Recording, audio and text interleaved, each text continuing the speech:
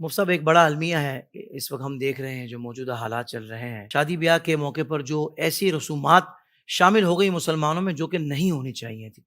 بالخصوص ایک رسم کا میں ذکر کرنا چاہوں گا کہ دلہن کی بہنیں دولہے سے پیسے وصول کرتی ہیں، اور انداز اس طرح ہوتا ہے کہ بہنوں کی انگلیاں پکڑ کر پیسے مانگتی ہیں، اور جب تک مطلوبہ رقم ان کو نہ ملے وہ انگلی پکڑے رکھتی ہیں۔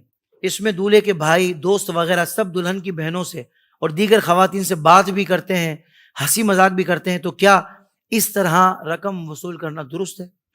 دیکھیں، یہ ایک ہمارے معاشرے کی دردناک تصویر ہے کہ جس میں باپ کے سامنے بیٹیاں جو ہے وہ غیر مرد سے اس طرح کی ہنسی مذاق کر رہی ہوتی ہیں، اللہ، اور باپ، بھائی، یہ جتنے وہاں پہ موجود محارم ہوتے ہیں وہ سب اس کے اندر شرکت کرتے ہیں، اور کسی کو یہ چیز بری محسوس نہیں ہوتی۔ اللہ، یہاں پہ یوں سمجھ لیں کہ یہ بے حیائی کو پروان چڑھانے کے سلسلے میں جتنے وہ محافظ مرد تھے وہ سب کے سب خود شامل ہو گئے۔ اللہ تو یہ اکبر۔ انتہائی کربناک ہمارے معاشرے کی تصویر ہے، اور اس میں بعض اوقات جو ہے نا وہ دلہن کی بہنیں یہ سمجھتی ہیں کہ اب تو یہ ہمارا بہنوئی ہو گیا تو ہمارا بھائی ہے۔ یہ یاد رکھیے گا کہ بہنوئی جو ہے وہ اپنی سالیوں کے لیے غیر محرم ہی ہوتا ہے، وہ ایسے ہی غیر مرد ہے، اس کی انگلی پکڑنا ایسے ہی ہے جیسے آپ نے روڈ پر کسی مرد کی انگلی پکڑ لی ہو۔ اللہ اکبر۔ یہ اگر یہی عورت اگر روڈ پر چلتے کسی مرد کی انگلی پکڑ کے بیٹھ جائے تو کیا یہ ہمارے معاشرے میں اچھا سمجھا جائے گا؟ نہیں۔ تو ان دونوں میں کوئی فرق نہیں ہے، بس یہ ہے کہ یہاں پہ یہ وائٹ کالر کرپشن ہے اور وہ جو ہے وہ بلیک کالر کرپشن ہے۔ کرپشن دونوں ہی ہیں، اللہ اکبر، برائی دونوں ہی ہیں، لیکن ہم ایک چیز کو برائی نہیں سمجھ رہے، یہ ہمارا قصور ہے۔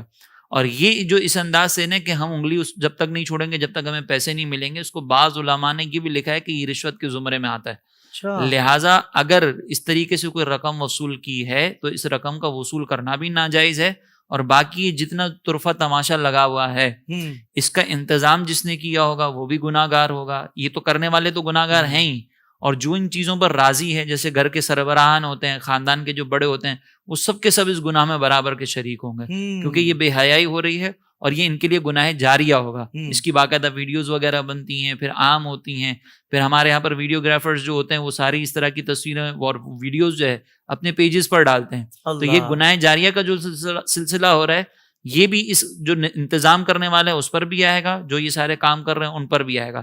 لہٰذا شادی اس کے بغیر بھی کی جا سکتی ہے، شادی کرنا سنت ہے، نکاح کرنا، لیکن اگر آپ کوئی نیک کام کر رہے ہیں اور اس کے اندر یہ ساری چیزیں شامل ہو جائیں، خرافات، تو پھر وہ نیک کام کی برکت آپ کو ویسے نہیں ملیں گی۔